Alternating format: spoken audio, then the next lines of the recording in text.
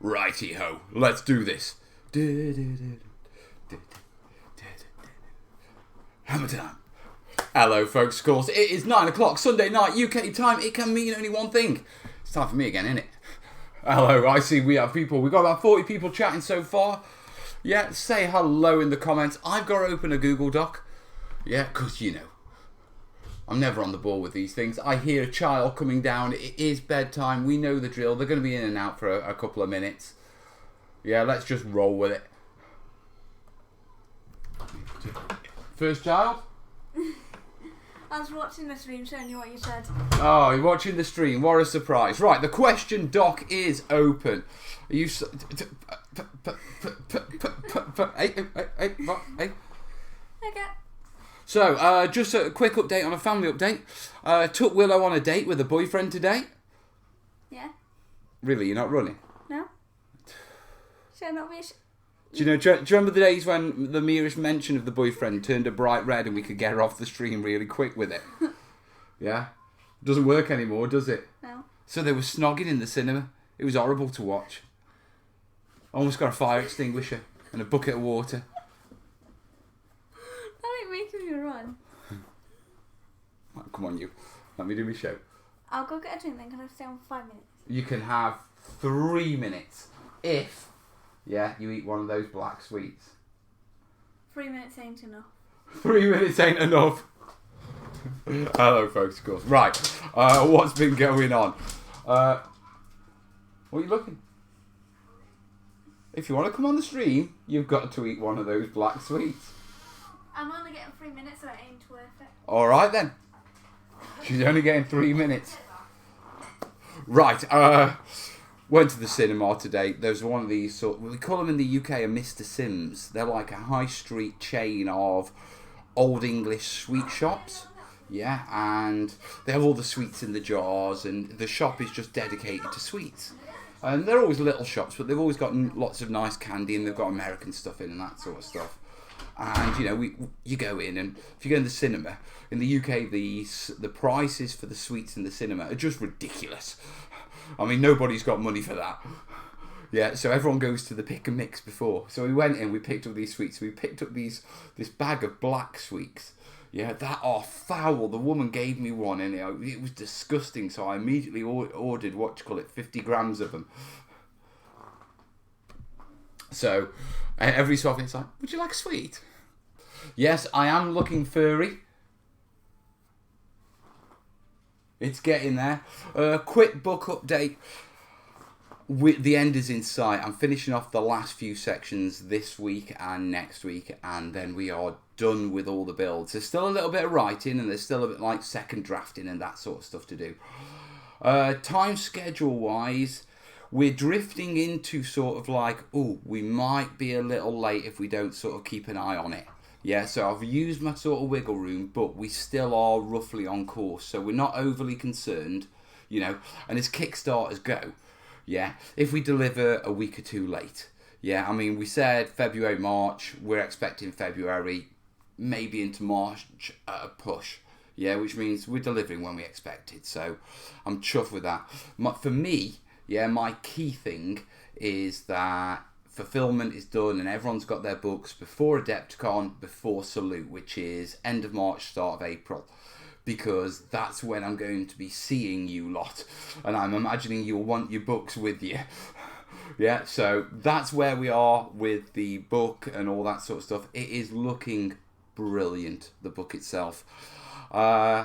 I've been showing bits of the terrain to various people, and I showed a photo of one of the pieces to one of the most senior scenery workers in Games Workshop. Yeah, and he told me it was amazing. So I think, yeah, and now that isn't an endorsement from Games Workshop, that's just a comment from a mate, if you know what I mean. But considering what he does for a living, I think I've nailed it. I really do think I've nailed it. So, I'm feeling rather happy. I've had a good weekend. Coca-Cola will put an end to that. What the? I do not know what you lot are talking about in the comments, but this is a question and answer show. So, I've opened the Google Doc. The link is down below in the description. Okay. If you've got any terrain-related questions, I see they're coming in already. Right, right, I see one question already, but we're going to need some more. We are streaming well. Where she comes. Here's trouble. Hello. Hi, Duck. Hi, Duck. Right. Everyone's saying hi in the comments. Made it. Hi. But this Wi-Fi is rubbish, so not sure how long I'll be with you. Cat's travelling at the minute. Whereabouts are you at the minute, Cat?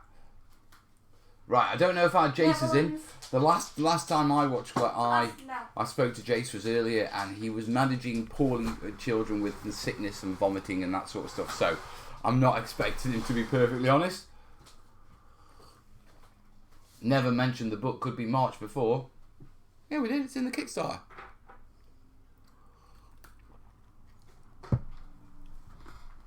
I've got to check that now. Because I don't want to be it. Train Essentials, Kickstarter.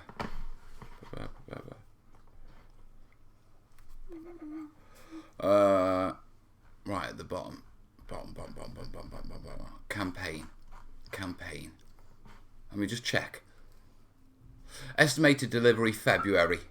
Yeah, okay, so, alright, my bad with saying March. Yeah, because we did say February. Hey, I agree. Yeah. Delivery. We're scheduling the delivery for the book for February 2020. Yeah, so my bad for saying March. Worst case scenario, we dip into just the start of the month. But, hey, Jace. Yeah, apologies. But in the schedule of getting things to you with regards to Kickstarters, we're okay. You know, I'm not going to start panicking. Still on the California coast, just up and down a few hundred miles of it. Some parts twice. Interesting trip. JP saying, I hope we get the book before Adepticon. Yeah, that's the plan. That is the plan. Why? Because when I go to Adepticon and when I go to Salute, people will want the book and they'll want me to sign it. Oh. You know what I mean? Because when I go to Adepticon, it's the one chance that year of me being in America. Yeah, so... What about Historicon? I don't know. I'm still waiting for them to get back to me, darling. I've messaged them, but I haven't heard anything yet. Oh, okay. I've replied to them. So we'll see what's happening. The book come when it'll come. Don't worry about it, Mel. To be truthful, I'm not really excessively worried. Yeah, because like I say, we factored a lot of wiggle room into the book, and we are roughly on schedule. I mean, to be perfectly honest, and it's not something that I really want to raise on the show. Yeah, so I'm just going to say the word, and I'm not going to enter into any discussion of it. Yeah, but we've obviously got the big B word thing going on in Britain at the minute, and we don't even know how that's going to affect it because our publishers, our printers are in Europe, we're in Britain, Dave's in America. Yeah, so overall, it's the big elephant in the room. Yeah, but as far as we're concerned with our schedule, everything we've spoken to the printers and all that sort of stuff, it's looking good. Will there be an ebook version? Yeah, there's a PDF version. JP. Where, JP? We'll bring you some more whatchamacallits to help keep your energy up. We're still locked. Wait, we've still got one left. I'm going to take this to the studio and frame it. Because I keep thinking, at some point, either you or Corbin's going to come down. And you're just going to eat it, aren't you? Don't like them. Well, at some point, you will like it because there won't be anything else in the house that you can eat. Well, no, there will be stuff in the house that she can eat, like normal food. But with regards to sugar-coated chocolate...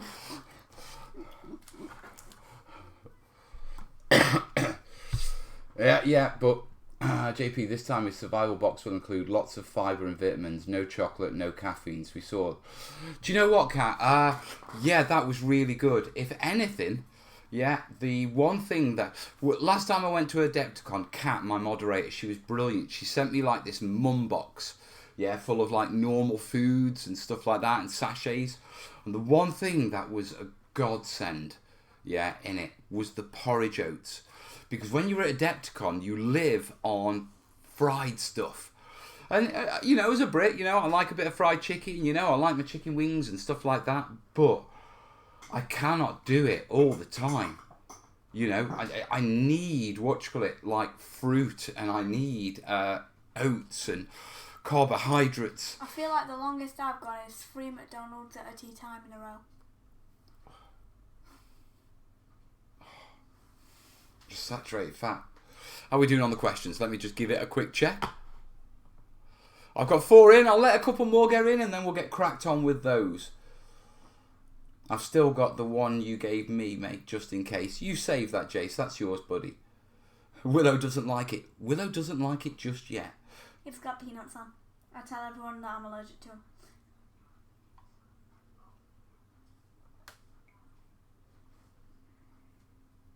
Right, Tillimp? Hello, new to your channel and stream and love your work. Thanks for sharing. Struggling to find tester pots as recommended in our local B&Q. Most everything, grab a swash and have to have it mixed. Yeah, I do that, mate. For your tester pots, for your cheap tester pots, skip B&Q, go to Wilkinson's. Yeah, they have a lovely range of greys and browns that are great and creams that are, yeah, in £1 tester pots that are great. And you'll see them in my videos quite a lot. I've recently started using the paint range from B&Q called Valspar, which is the swash one. Okay, Fred got me on it. And the way it works is you can get like a little tester pot of about 1/4 of a litre for £3. Yeah, which is, you have to have it mixed up, but it's great because it'll last. Just one tester pot will be enough to do an entire 6x4 terrain project or an entire set. I highly recommend, out of the Valspar range, let me just double check this. Let me check the colours because I haven't got my swashes in front of me. Valspar Brazilian, was it bean? Brazilian brown. Yeah, that's it. Valspar Brazilian brown. Yeah. It's a lovely brown and it's got sort of a green tint to it, which has a nice organic feel. So it's really good for damp ground. Yeah, so go check that out from B&Q. Thank you, Windan. Right, today, US food is just bad. Just way bad. Did my honeymoon in the US last year and hailing from Belgium, my dear God, I had a soft spot for blue cheese dressing on steak. That though, I'll be honest with you, I did find American food really nice, especially when we ate out. Yeah, your fast food. Too fatty. Yeah, and it's just not cooked to us. I mean, our fast food is cooked to a high standard. Yeah, and I'm not a big fan of our fast food. Yeah, so a lot of the fast food, the Wendy's and stuff like that. It tasted undercooked. Well, it wasn't that. It was just over fatty. Yeah. And I think, for Americans, they're used to that. I mean, I think for Brits, we prefer more savoury and that sort of stuff. Dad, when I went to Shubra, since some of the people were American, they explained to us what it's like, right? And then they tried to prepare a meal like it. It tasted horrible. Well, it's each to their own, isn't it, darling? You know what I mean? Because they're used to that taste, and that's what they like. It's like they pulled it like a full I mean, bottle of fine I imagine when they come over here, they look for that sort of food. Yeah. I don't actually know, actually. Actually, let me keep the comments. Just ordered a great selection from Wilco. They have a sale on at the Mo. Always good. Yeah, Evening Mel, have you ever done a video on painting bronze with a bluey green colour? It goes after years of weathering. Right, you're talking about verdigris. Yeah, bronze and... Is it verdigris with bronze? It's verdigris with lead. No, it is verdigris with bronze, isn't it? It's basically an oxidisation of the metal. Okay? It's the metal changes form. Basically, it goes through a slow burn process, which is what an oxidisation is. And it produces does it break down to its natural form? It is, isn't it? and then you get the green, verdigris. Dead easy to do. All you need to do is basically, if you want a really quick and easy one, paint your model bronze, yeah? Give it a heavy stippling, yeah, of light greens, your verdigris greens, and there's plenty of colour swatches out there. Then just dry brush over bronze. Verdigris is very powdery, so it sort of gathers in the recesses, but anywhere where the bronze is touched or can be rubbed, it gets polished off back to the natural bronze, so it sits in the recesses. What are you smiling at? I just realised. What? I have 11 hours till I have my test. What's the test on? Science. You'll nail it. I know. I'm just counting down like the hours and I'm like, Valspar is one of the US good paints. Is it really?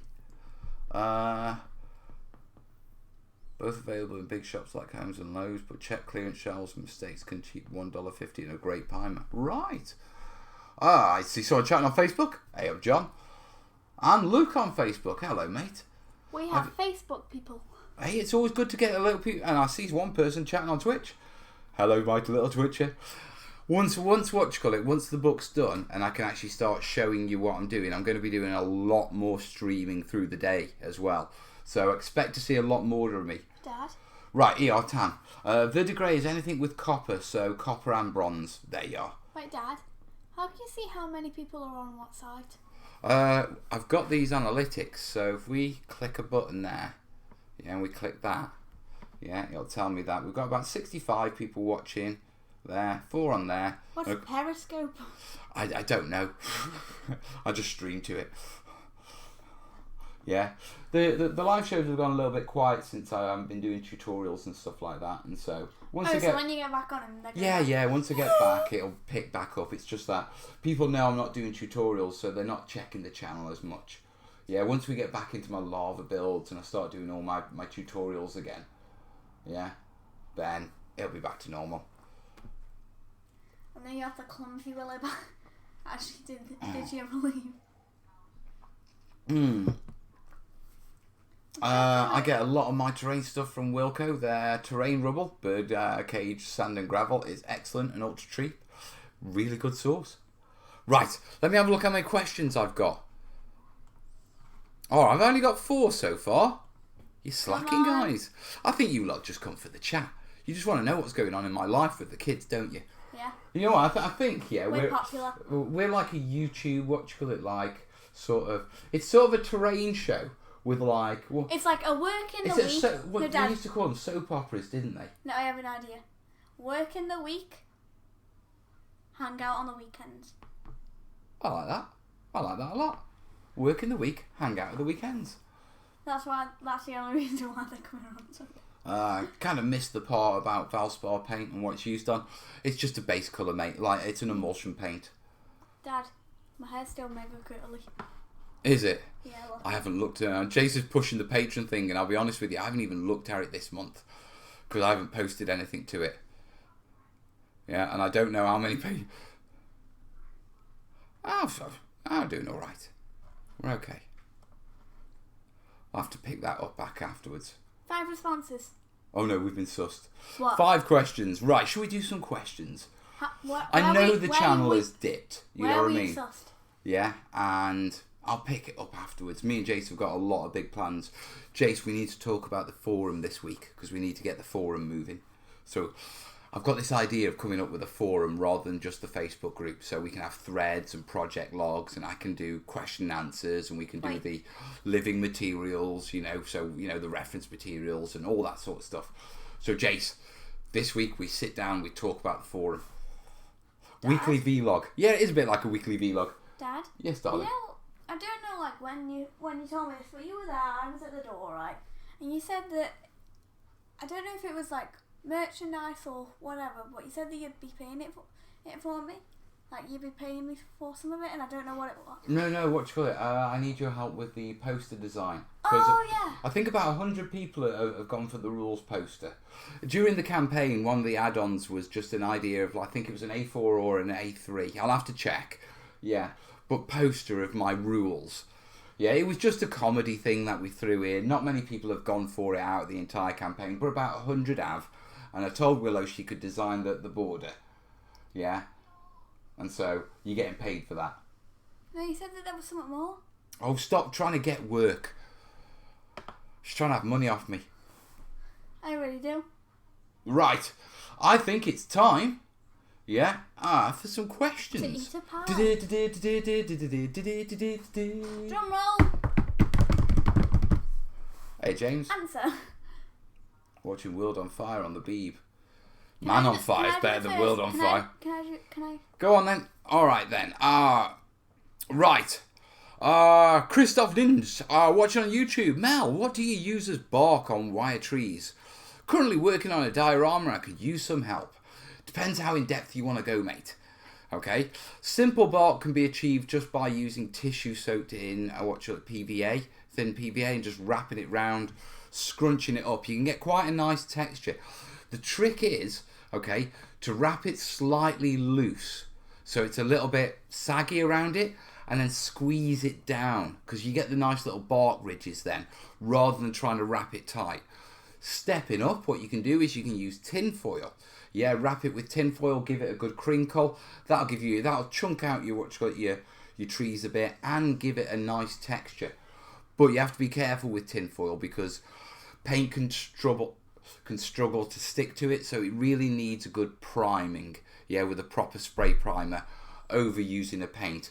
Alternatively, give it a quick coat of thin PVA just to bond it and give it a surface that it can better grip on. Dad? Yes? What does this mean? Customised theme. It means the colours. Right. Moving on from that, you can go onto your Daz clays. Yeah, pressing Daz clays on and sculpting and scratching details into that. That works quite well, but the issue with Daz clays is they're air drying, which means they dry by losing moisture, which means they reduce volume. Where it's applied too thinly, this can result in cracking, which means you may have to go in and patch it. For the ultimate sort of barking, yeah, you're moving into the milliputs, which are two-part epoxy putties. So when mixed together, they activate and then they harden. They don't harden through evaporation, so they don't shrink, so they don't crack. So they will give you a much more durable, better putty for actually adding some detail in there. And that's generally, there's 4 ways of easily doing some bark. Hope that helps you, buddy. Right, really in depth. It's a diorama for World War II museum with several winter trees. I don't have Daz clay, but I have milliput. Go for the milliput, mate. If it's a museum piece, go for the milliput sculpture detail. Right. Guess we're having a masterclass in on our first tree. Funnily enough, yeah, it's what I've been working on, the tree section this week. So I've written about 6,000 words on trees. So it's right here in my mind at the minute. Use JB weld instant plastic to make trees on armatures. It's inexpensive and readily available from places like Walmart. I haven't seen that. Glue gunner is useful for creating bark on trees. Added benefit for holding the tree together very well. It does, but the texture isn't brilliant. You know what I mean? Had a guy do trees with magnetic bases so the trees can be removed or changed position. Very functional. Right. Let's have a look at our next question. The next one. Okay, Grimlock. Grimlock Steve. Hi Mel. I'm wondering if you're ever considering doing more tutorials on expanding foam, like how to make a more elaborate shapes rather than just bog standard hills, and if you know anyone online who does this. I don't know anyone online who does it, but actually it is the plan. I've got my lava build coming up and I'm going to be using expanding foam on that possibly. So yes, it will be coming. Red, green. Yes, you can make trees out of wood. Yeah, you can use you can use wood armatures. Alright, so yeah, with regards to expanding foam, there is more expanding foam stuff coming because I want to factor it into a build. So yeah, we have got that coming. Do it, Wilsey. Wargaming Dad. Do you have any plans to do any more urban terrain with the new Marvel game coming out? Not as such. or DC. I don't like any of them. Oh, you're a manga girl, aren't you? Yeah. Yeah, she's a manga girl. I got a new manga yesterday. Oh, you did, didn't you? You liking it? What did you get? Black Book, was it? No. What was it called? Death Note. Death Note. Yeah. Listen, just for a quick, for those of you who know manga, should I be buying Willow Death Note? Because yeah, I had a quick flick through Don't it. answer it. Right, okay. I asked you if it was okay, if it was suitable for your age. And I've tricked you. Right, what's in? No, seriously, what's? It's a horror. Oh, so there's no nudie grown up stuff, no kissy stuff. Well, it's Japanese manga. You never know. 1 minute, Dad. Let me show you why it's horror. Right, okay. Right, do you have any plans to do any more urban terrain with the new Marvel game coming out? Not not in the immediate future. I mean, there is plans, yeah, to do more modern stuff as part of Terrain Essentials 2 if it happens. Yeah. But I'm not even going down that route just yet. Oh yeah, close the door. Death Note is on Netflix. Right, is it? Yeah, it is, and I watch it. Mel, it's on YouTube. Right, okay, great film. Dad, it's just this. Oh, is that all it is? Yeah, he hates people, so he writes it in a diary, then they go and kill him. Okay. I love how you can draw like this. Alright. So it isn't really that gory either, is it? Well, there is a couple scenes with like a hell of a lot of blood, but no. Yeah, I know, but Yeah. I mean, it is you know what I mean? It's not packed all the way through. Alright then. Yeah. The language. Is the language okay in it? Yeah. You Yeah. get the odd occasional word. Yeah, swear word, but I mean, Yeah. you live in Bentley, don't you? I've heard a lot. Yeah, if you want to see what it's like to live where I live, yeah, go to those are friends and people who follow me personally on Facebook, yeah. What did we see yesterday before going out on our daddy-daughter dinner date? Oh, 2 9-year-olds smoking at a pub. Yeah. Really long cigarettes as well, you know what I mean? Not the normal cigarettes, were they? They were like the ones that they roll, like really long ones. Yeah, and then Then when they we got smoke out like of the that. car today from dropping Brandon back off, I heard like, you know, the family that normally shouts and screams at each other, Yeah. chasing each other up the road. Yeah, that's normal for them. Just to put it in context, okay? We don't live in a normal neighbourhood. No, we don't. Yeah. Just outside this house, yeah, is Magic Crazyland, isn't it? Yeah. Basically, we live slap bang in the middle of a very large social housing estate. When it was created, it was the largest social housing estate in Europe. There's about 7,000 people who live on it. Yeah, so it's huge. It's bigger than most towns. And most English towns, as in, you know, country towns, villages, that sort of thing. But it's big, innit? Yeah, and it's 70 to 30% of drugs, smoking, Yeah. shouting, Yeah. So police cars up at the pub, because there's Yeah. a chair thrown out the window. That was funny. Or the Polish guy thinking that, or the Polish shop thinking that they've been, that he has hidden workers. oh no, when immigration raided the Oh, yeah. yeah, and they locked the store and wouldn't let him in. Yeah, I'll tell you what, yeah, I would do so much better on YouTube by just simply pointing my webcam out of the window and just putting it on streaming as entertainment. I mean, the things you see. I mean, did you see those two fellas trying to carry a sofa on a bike? Oh yeah. Riding a bike. One's running behind him, one's on a bike bent over with a sofa on his back, and the other one's keeping it steady.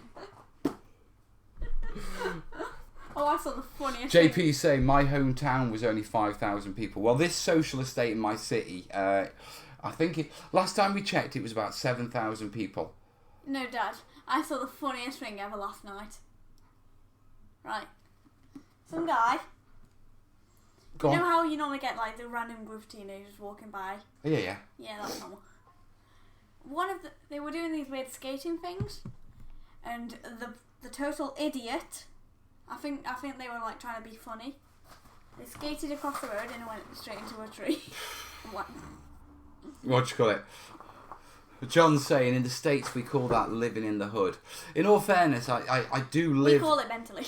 Yeah. In all fairness, we do the city I live in, yeah, and it's my home city and I love it, yeah, but it is a downtrodden city, you know what I mean? It's an industrial city that, you know, much like most industrial cities, you know, the collapse of Western industry, yeah, just died. It's slowly getting on, but there's a lot of problems, but it makes life very interesting. Growing up there just teaches your kids basic survival skills and appreciation for what they have. I've met too many adults who can't make it through the smallest of problems, no life skills. Yeah, I mean, in all honesty, we're not bubble wrap parents. Well, your mum is a bit bubble wrap, isn't she? Yeah. Yeah, but I'm not. But at the same time, you know, I do put a little extra. If we lived closer to their school, which is a few miles away in a different side of the city, which is much nicer, I would be a lot more relaxed, but there's dangers on the estate, you know. Generally through the day and that sort of stuff, it's okay, but, you know, when it gets to the evening time, I pull my kids in and, you know. Yeah, normally, like, when I'll go hang up around the street there, yeah. My mum will normally say, like, you have to be back before 7. Yeah. You know, we like what you call it. Yeah. You like keeping us alive. Yeah, not just that. We don't let you go out on your own. You've always got to go out with people, or you know what I mean, and that Unless sort of stuff. I'm like wandering up to Leah, just like, because then I'll pull her out. Then we'll both go park. Oh yeah, but you meet at the park, don't you? Leah is one of her friends. She lives just across the road, and so you know I can see, Willow as she goes to meet her. Yeah, and then when she meets her mate, you know, I know they're together and they've got their mobiles and they're only at the park, which is just by us. Right. But anyway, talking about that. So yeah, it's pretty interesting here, isn't it?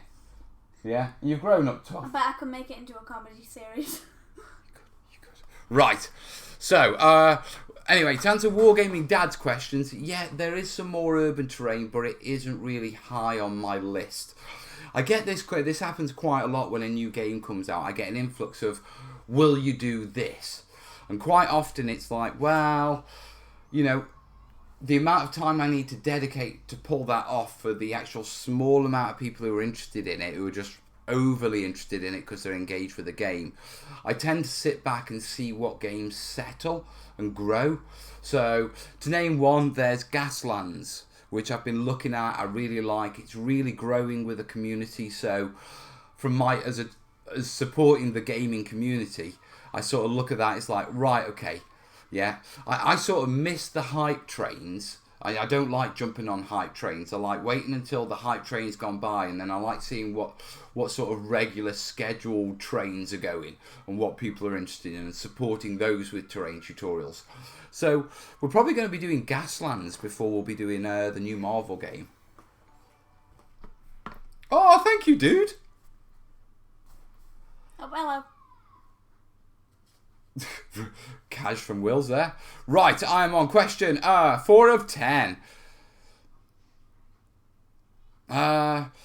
Zerjin, what do you think of Sally Forth's Terraformer kits? Would you use them? I haven't seen them, to be truthful. Sally Forth Terraformer. Oh right. Oh, they're nice. Well, they're essentially MDF boxes for terrain, for tile making. Now this is an evolution of laser cutting in MDF, and first time I really saw it was Foreground, when I did the the foreground tiles, for the Frostgrave board, and they sent me up 2x2 tiles that were put together with the laser parts.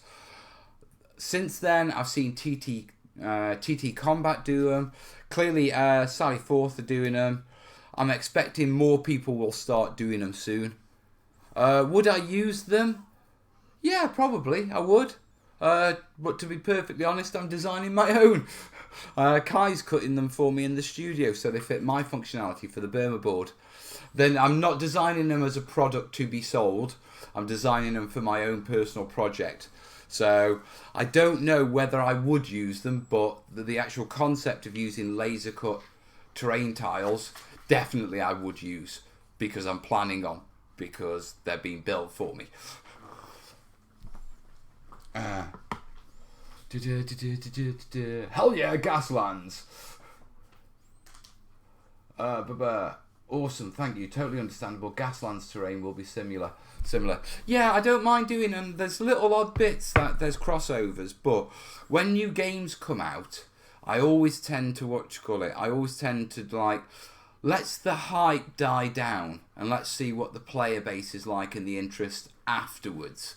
Yeah, otherwise, I'm spending time. Yeah, at the start you get like all of the big people going like, everybody loves this, everyone. Then after it's gone down, it's like, nobody likes this at all. Well, the thing is, part of the problem is a lot of games come through Kickstarter. Yeah. And if anyone who knows anyone who knows the industry will know, Kickstarters can have a massive hype, and then when you actually get it delivered all in bulk, yeah, a lot of people can lose interest. They can't get the players to get other people interested in it, and the games can sort of die off. And so I prefer actually waiting and seeing, what are people playing? What do they need terrain tutorials for? Yeah. Right, let's keep going with these questions. Don't you dare. I heard.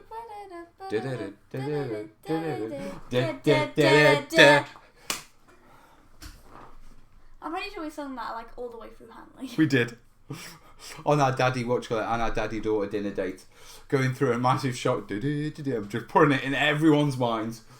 Yeah, like a certain day of like once a month, we'll go out and we'll just spend the day together. Yeah. We like it. Yeah. We like hanging. I was playing Minecraft and it was like, Willow, yeah? Do you want to go? Yes. Yeah.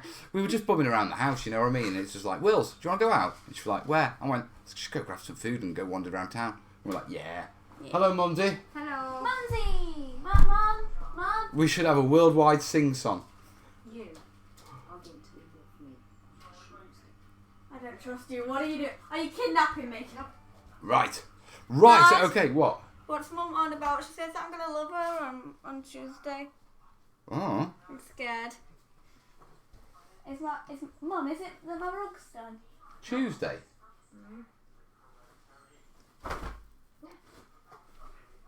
I'll tell you later. Okay. What's that weird smile for? Right. Next Is it question. carpet? JP's asking, I've been making terrain for quite a while. I've maintained a stylistic method and found it to be quite durable. Many of my pieces have been used on convention tables for nearly 10 years now with very little wear. I'm interested in upping the game and making more realistic pieces. Made a couple of very realistic, but they were nearly unplayable, much to the chagrin of my customer. How do I do more realistic and maintain the same level of durability? I can fudge playability, but durability is key for my piece. I don't want to answer this too much because I'm giving away too much from the book. Yeah, but basically split your terrain piece into functional parts and decorative parts. The decorative parts being places that the piece isn't handled, that models aren't placed and is tucked away and recessed and protected. Then increase the realism in those decorative parts. That way, durability isn't an issue. And I'm not going to say any more than that because there's a big section in the book about that and how to actually work this out and all these sort of things. And I don't want to, I don't want to spoil the pie on that one. Can I say something? Figured out what it was. Mum's buying me a donkey. Oh, and also, this one. Jimmy Tubman. Yeah. Does that say Mamma Mia? These days it's Baby Shark. No, it isn't. Can't stand Baby Shark. Baby Shark, do baby. Shut up. We had it played at the disco. So you know how at the end of all of the primary school discos they play a love song? Last year it was Photograph. This year it was Baby Shark. Right. It was a prank for everyone because we were the years. Because we were the year. We were the worst year of year sixes. True, you were. Yeah. Right, let me what you call it. But yeah, with regards to the increasing the realism, JP, have a look at your pieces and just decide the little areas where they're not going to get handled, they're not going to get played with. They're the areas you can increase your realism. So just divide it up. I don't want to say anything more about this because I wrote about 1,000 words on exactly this. You know, how to keep a piece functional, whilst making it uber realistic. Stop it. Everyone's I don't care what people are singing in the comments. Right, I'm moving on before I give away all my secrets. Red Green's asking, so what thinking about using a bathroom tile as stands? As a base? Stop it.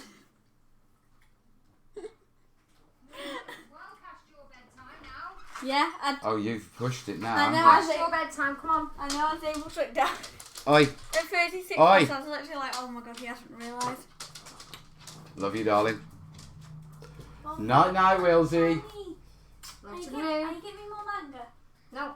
You don't need Even more manga. better. Even better. Mom, am I getting a new brother? Go. No, you boot. No, go. Hell no. That's not happening. Hell no. Right. So, bathroom tiles. I suppose if you're making dioramas, you can use them as a stand, but I wouldn't use them for wargaming.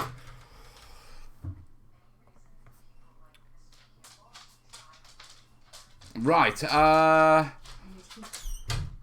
It's a limp. As a beginner to terrain building, but time poor. What hot wire cutter would you recommend for me to save time in England? I would go for a hot wire foam factory cutter. Hot wire foam factory. A lot of people recommend Proxons, and if you're doing a lot of building work and working with thin sheets, defo.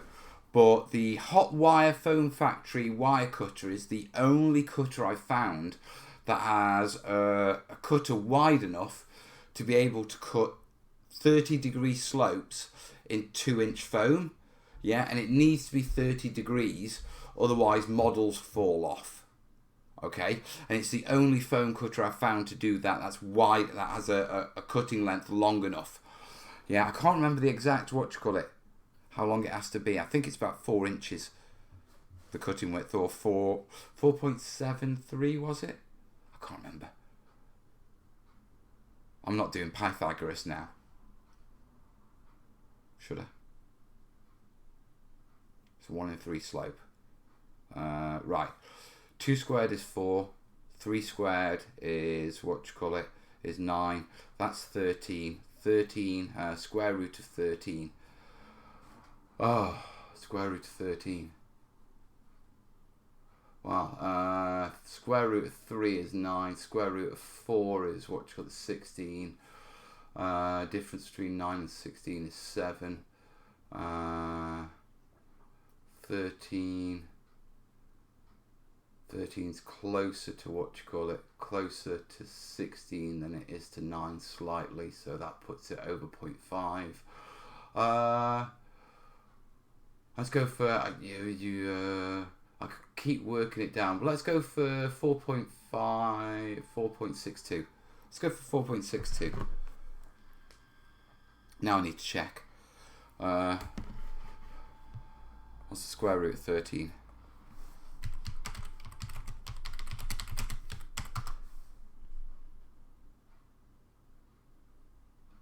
3.6. Oh, no, not bad then. What did I go for? I said 4, didn't I? Stupidly, I meant 3. Yeah, because 4 would have been over 16. So 3. I got it just past halfway at 6.2, and it's actually 0.6. Close enough. So it's the only one that's got at least I think it's 4 inches. But it's the only cutter that is long enough to do that slope. Look.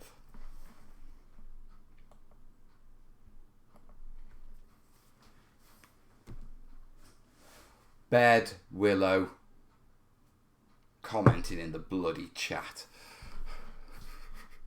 Right, back to my questions. So yeah, Hot Wire Foam Factory is my recommendation.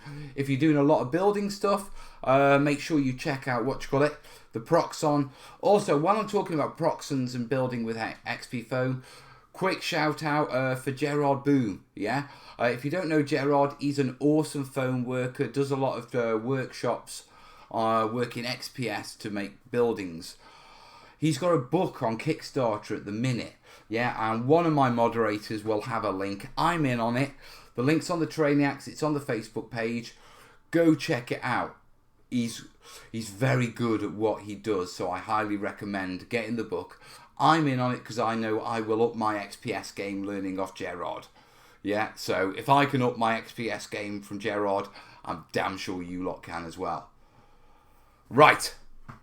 So that's the Hot Wire one. Right, question 8 of 12. Yeah, Chris, just popped into my head. What would you use as scattered leaves? I would use scattered leaves as scattered leaves. Perfect time of the season. Go grab some leaves, dry them out, press them. Either get some Green Stuff World leaf punches, or just put them in a bag when they're completely dry, scrunch them up, break them up, yeah, and then just sprinkle them onto your terrain. They'll look great. Alternatively, if you want sort of really posh scattered leaves, silver birch seeds. They come in two shapes. One is like a moon shape, and the other shape is like a leaf shape. And they're commonly used in diorama work. They're commonly stained in different colours and placed down. But if you've got any silver birch trees near you, yeah, they're a good source. But overall, I recommend dried leaves.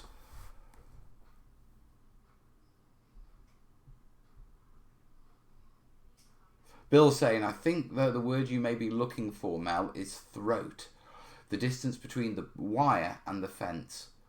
Really? I didn't even realise hot wire cutters had terminology.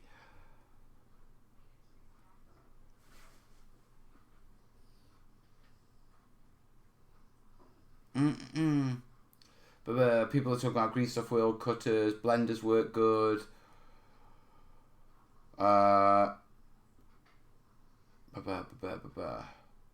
Yeah, all good. Everything has terminology. It's really a bandsaw term. Is it really? Right. Ah, I suppose it is a cutter, isn't it? That would make sense. Okay, moving on. Question 9 of 13. George, will you be doing more trenches? I know you did that great multi-part modular piece. Yeah, that I gifted to Warlord for their store for people to play on. And I've never seen it in their store once. Ever. Or at any of the open days. Methinks it's at Stallard's house. Methinks one of the studio. Yeah. Either the design studio have thought, there's no way this is too good. There's no way we're putting it out there on the store for it to get broken. We'll keep it in the studio and play on ourselves. Or one of the owners of Warlord, who have very plush gaming rooms, has decided that would look good on a shelf. I don't mind. Genuinely, I don't mind, yeah. It's just like, I wonder where it is.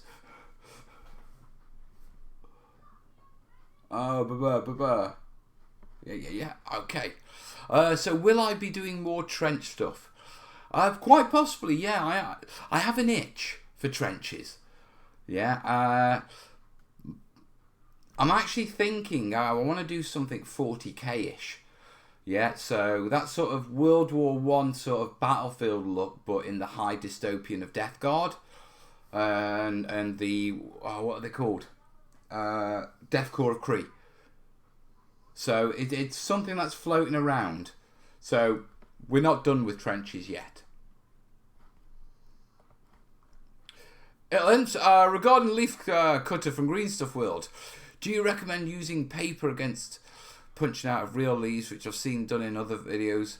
Will real leaves degrade and create issues in the pieces?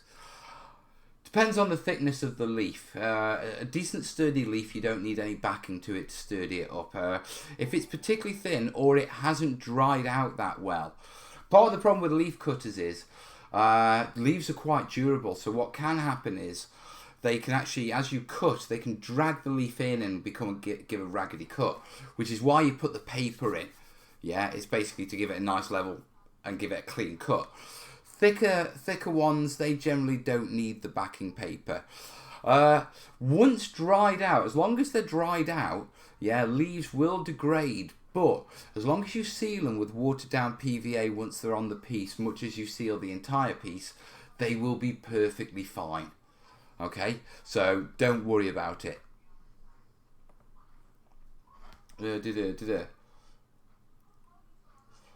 Kind of a reverse need from speed, a need for trenches. Well, I mean, what is it? Trench warfare. Trench warfare happens wherever the lines of battle become static. I.e., the moment you have enough time to dig a hole to climb into, you do. And I've been there. Shell scrape tonight. Fire trench tonight. Overhead tonight. Right. JT Wargames. Hey Mel, not terrain related as such, but was wondering if you're looking forward to the release of Black Seas, the new Age of Sail game from Warlord Games. I've been putting together my free sprue from Warlord Illustrated, and it's an absolutely beautiful model. I'm not excessively looking forward to the game, to be perfect. It looks nice, and I did some coastal stuff. Yeah, so, I have done coastal stuff recently before the book, because we were doing it for Cruel Seas. But I won't be particularly chasing down the game, because I think I've already done terrain stuff for that. Yeah, and naval isn't really my thing, to be honest. So, I'm not really, there's that many games that come out that you can jump on. Yeah, and it's just not one that's, tickled my fancy.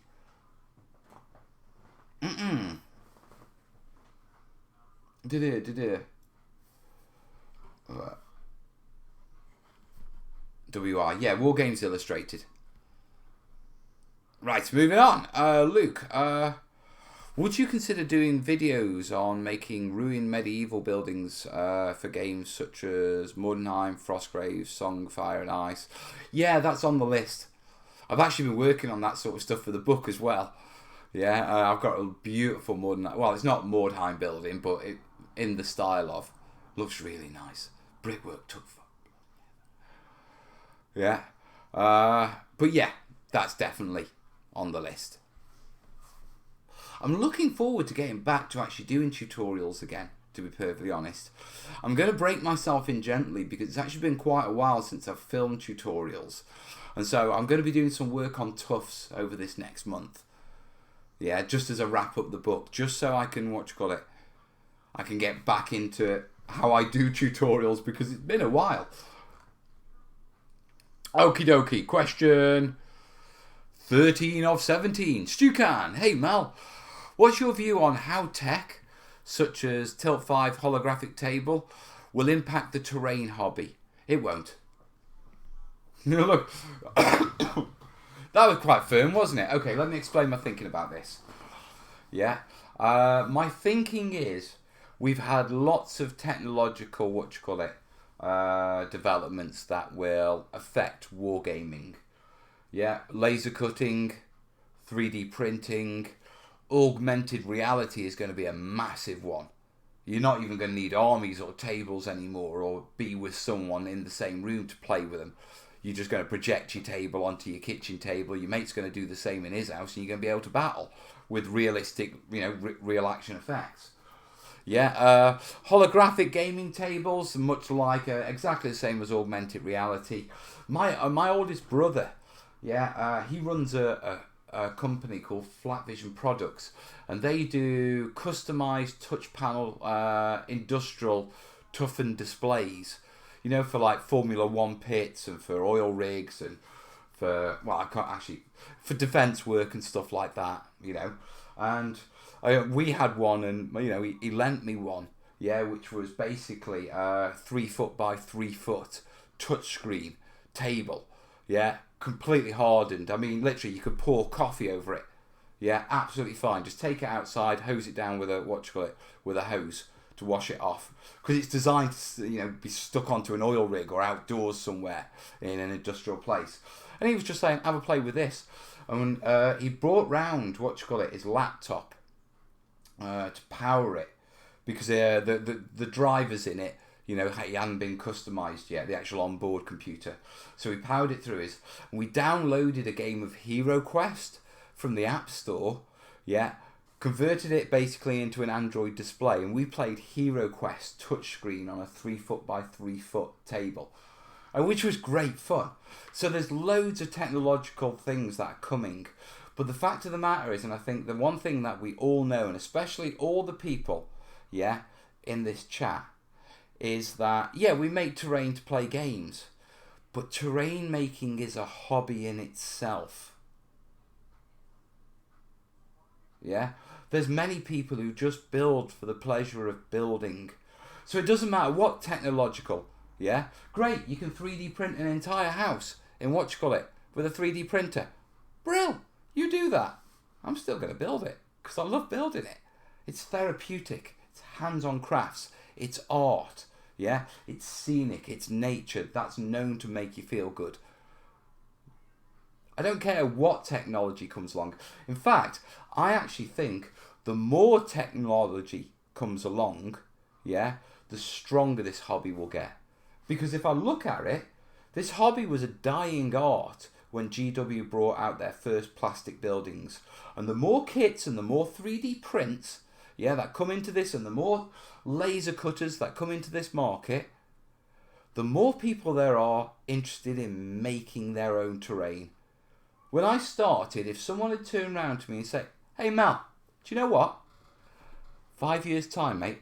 I know right now you're getting about 200 views per video and no one's really interested in terrain, but 5 years time, mate, you're going to have a silver play button, you'll have over 100,000 subscribers." Remembering that when I started, the guys like Mike and Viv and and Bill at they'd only got 9,000-10,000 subscribers after doing it like a decade. So when I turned around and said, you'll have 100,000 subscribers, and then, do you know what? You're going to do a book. 5,000 people are going to buy that book on terrain making. I'd have gone, I would. But look at it now. Look at the channels we've got. Look how many people are interested in terrain making. And not just in wargaming.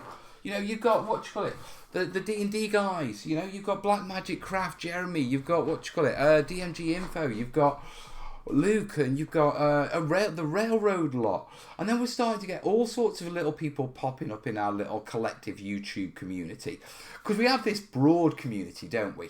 Where we're all doing terrain for different sort of things, but we're all in the terrain game, and we're all enjoying it, And I mean, look at it. I mean, I started following someone on YouTube that does doll houses.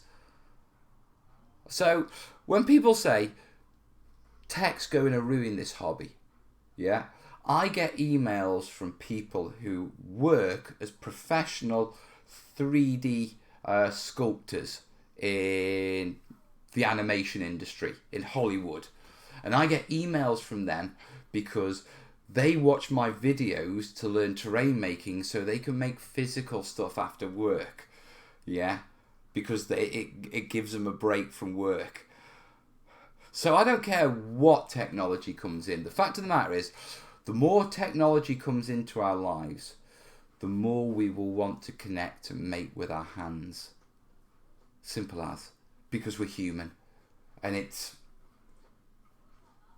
I don't even think I need to describe it, because I think it's... We know it, do you know what I mean? Especially as crafters, as builders.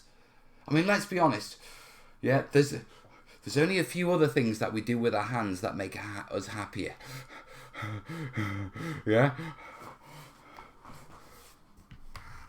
Tech is going to increase the industry. It's definitely going to grow the hobby. Definitely going to grow and help us push the hobby out there. And I think tech is going to help us improve the level of, you know, what's possible of our terrain, because I'm looking at 3D printing and stuff like that, making masters and all sorts of little things for the gribbly bits that they're a bit too challenging and I might not want to spend some time on. But I still love getting my hands covered in filler.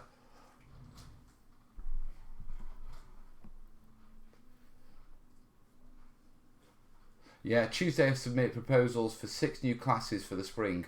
The biggest response was the ones designed for kids on how to build stuff from trash. They want me to plan one out for adults. You'll go blind. Not if someone else does it. Pringles. Oh, Pringles. You gotta love Pringles. I am damn sure whoever started Pringles was a wargamer.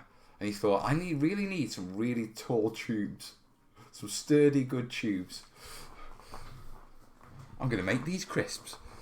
So yeah, on the technology, I'm not worried about technology.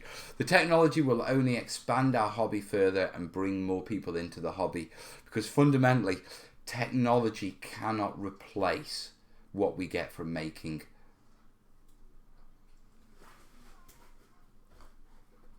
Right. Diggers Outdoors. Do you have any suggestions about transporting a 4x8 display to protect the terrain? Yeah, get a van. No, a 4x8 is a big display board. The one recommendation that I would make, with regards to moving it, because I'm assuming it's a single piece, is obviously you're going to need, a vehicle big enough to put it in. But I highly recommend, that you reinforce, the bottom when you're carrying it. What can happen is you can build a large display, a 6x4 or something like that on a table. And then when it comes to carry it out, one of your mates gets one side, the other one gets the other side. You lift it off the table, and for the first time, your table has to support its own weight. And it bows in the middle. Now, if it was just a board of wood, that would be fine. But when it's got plaster and fillers and things which don't bend on it, it can cause them to crack and that sort of stuff. So just something simple like a couple of metal ladders, slide those under the table, and then when it comes to transporting it, pick it up by the ladders, and carry the table into the vehicle by the ladders so the board doesn't bow. Beyond that, bubble wrap, cushions, all the normal sort of stuff to protect things, make sure it doesn't slide about. Mouse mats. Turn them upside down for the rubber side. Really good for stopping slipping and sliding. But the main thing is where if you're going to transport a large display, put something like ladders, that aren't going to bend underneath it, just so the board doesn't bow as you're transporting it from the table you built it on into the vehicle it's going to be transported by. Because there's nothing worse than that.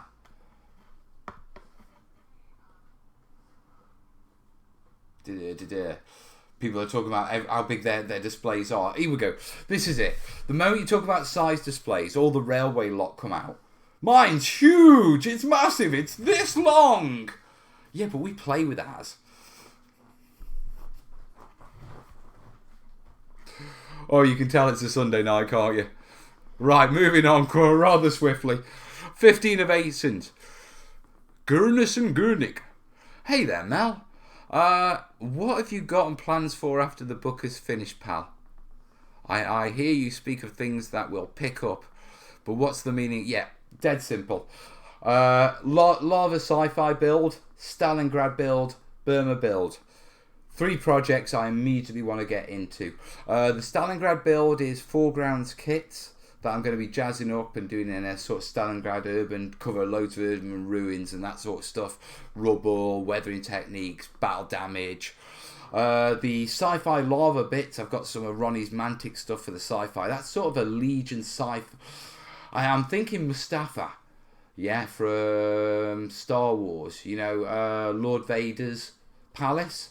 So thinking doing something along there. So lots of sci-fi stuff, lots of lava techniques in that one.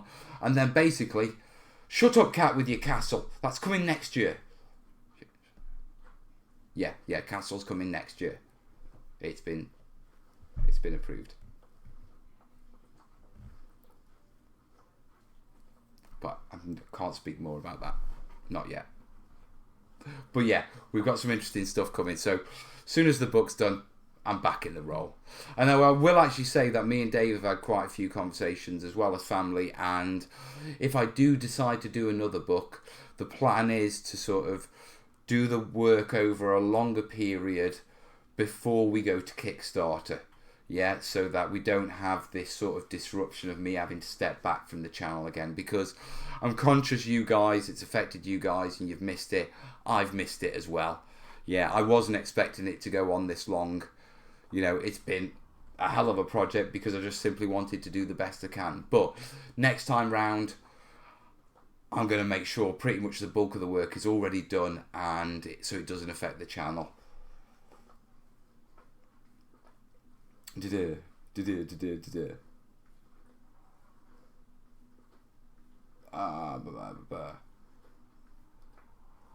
Right, moving on.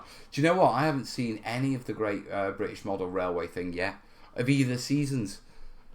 I haven't had a chance. Jonas, I was at start of show but had to leave. Now back. Did I miss any more news about the forum or something making with Jace? Or you have more plans to do with Jace in the future? Yeah, Watcher, Jace is just helping. I've reached the point where, I've got over 100,000 subscribers. I really should have a website and a forum and all the normal sort of stuff YouTubers seem to have.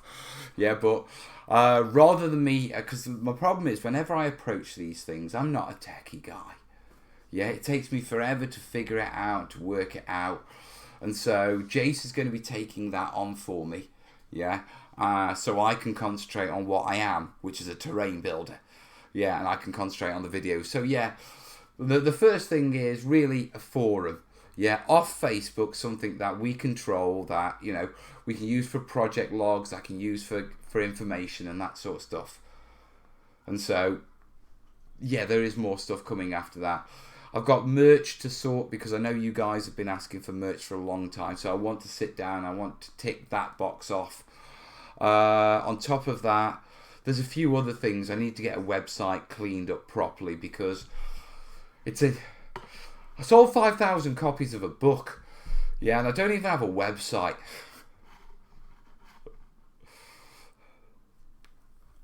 So yeah, we're just ticking a few boxes off. But Jace is taking that on, and I'm basically paying him for that.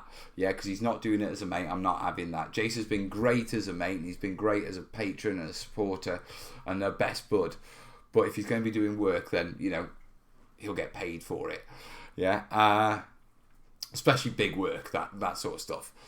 And so so there's a couple of things along those lines, and hopefully, yeah, I get more time on the channel. But as Jace has just said, lots of things in the pipeline, but book completion first. Yeah. Right. 17. The Dan. Call me a dunce terrainiac, but how does one dry out leaves? Funnily enough, mate, it's not a stupid question. Yeah, but it is quite an easy one. Basically, just lay them out over plastic or glass. Something that they can't end up sticking to.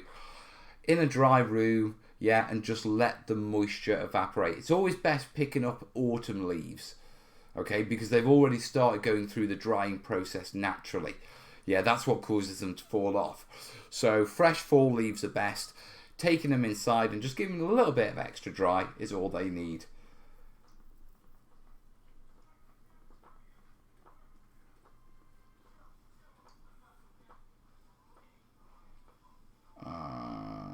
Bye-bye. Right. And I'll do more tutorials at the whole goal of anything I will and I can help with. That's the plan. Right. Question 18 of 19. Slippy Tiger. I'm building my armies on parade board. I might be doing that soon. And I'm wondering best way to carve stone steps. Going over several layers of insulation foam. The best way to do stone steps of insulation foam is not to try and carve them into the foam. Separate the step bit of the foam from the hill bit of the foam. Yeah, carve them separately, put them back together. It's as simple as that.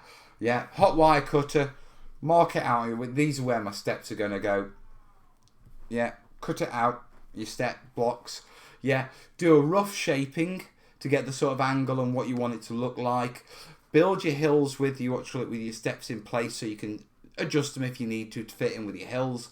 And then once you've done that, take them away and with a blade start, cutting out your regular steps, and then, with your tin foil, detail up your rock texture, then going with a pencil and that sort of stuff and detail up all the actual cracks and all that sort of stuff.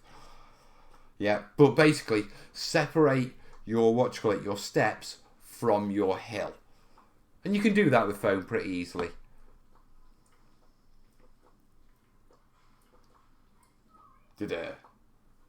Easy way to lay out wire tracker. Oh no, people are talking railroads. Right, Stu Can, and this is my last question. Right, watching on YouTube. Hey Mel, daft question. Are 3x3 and 4x6 boards the most common gaming terrain board sizes? It sort of sits in between. That's not a daft question, mate. There's so many different games that use different board sizes, yeah, and can be played on different board sizes, that there's no real standardization. But typically, most skirmish games, which is a handful of models that operate independently or in small loose groups, yeah, they are played on 3x3 tables. Generally because you don't need much room to play them, and also it allows them to be easily played on without actually buying commercial boards to stick on top of your coffee table or your kitchen table. You can just roll a 3x3 mat onto your kitchen table. The 6x4, that sort of comes from the biggest practical board that the old boys could fit on kitchen and dining tables. Yeah, and store away safely in a house. You see, most ceilings aren't 8 foot tall. They're generally just over 6 foot. So 6 foot boards can be stacked upright. And so the reason why we go for 4 foot is, one, it's easier to buy, especially in Britain. Yeah, we used to buy, all our boards are manufactured essentially 8 foot by 4 foot for the building trade, because that's what fits in the back of a transit van. Yeah, so, if you build it anymore, the guy ain't going to be able to get in his tranny. So, so they tend to be 4 foot wide, and from a gaming point of view, beyond 4 foot wide, you start to struggle to reach the middle of the table when placing models. It's doable, but you start awkward leaning and awkward measurements, whereas a 4 foot wide table, you can generally reach across. So what you end up with is like the idea that you don't really want to be playing on a table that's much smaller than 3x3, yeah, and you don't really need to be gaming, or it's not really practical to be gaming on a table more than 6x4. But I say that with the caveats that it's a hobby. There's no set way of doing it, and if you want a game on a 1x1 tile, or you want a game on a 60 foot long by 5 or 6 foot wide table, fill your boots. People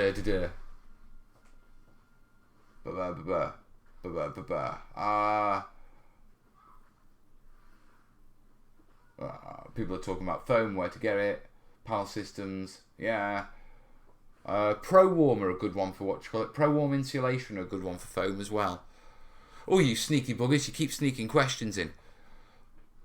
Davad, have you plans for Patreon? I want to join, but wonder if you'll have another option currently than $1 and $25. Yes, there are plans for Patreon. Jace has bugged me lots and lots and come up with lots of ideas, yeah, with regards to Patreon. My caveat is Patreon will be the last thing of the things I want to update. Yeah, I will update Patreon with different ways of you giving me money and all that sort of stuff once I felt I've given, and I'm back on the track of giving you tutorials, once I've got my forum, my website, the merch, and the things that I promised you, yeah, and I've finished the book. So yeah, there are plans to work on Patreon.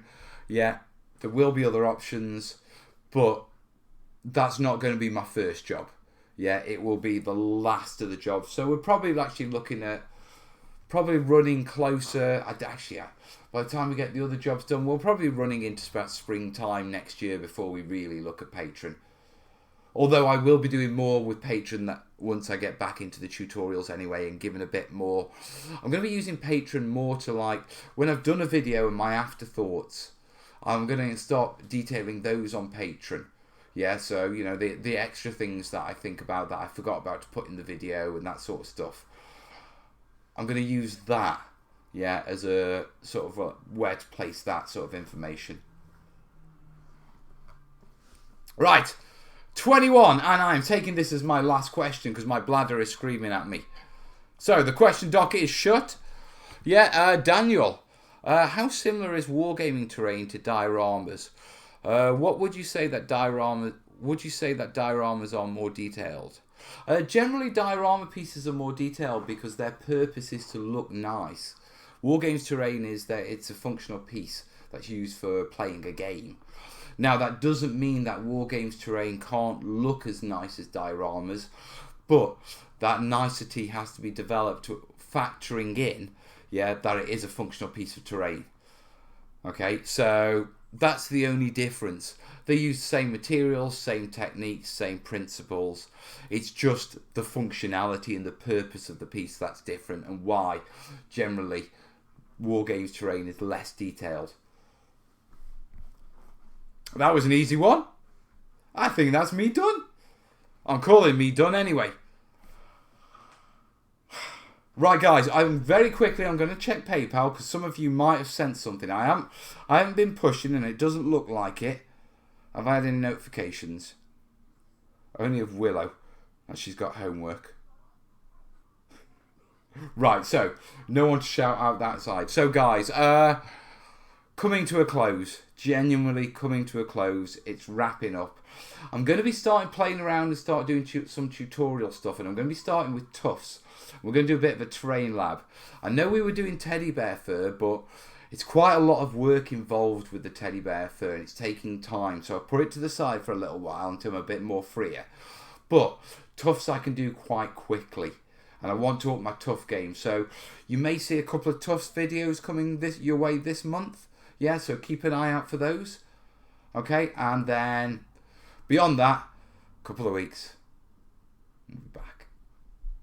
Right, I'm going to call it because my bladder's screaming at me. Guys, thanks for joining me tonight. Thanks for a cracking show, and I'll see you soon. All the best, yeah? Ta-ra.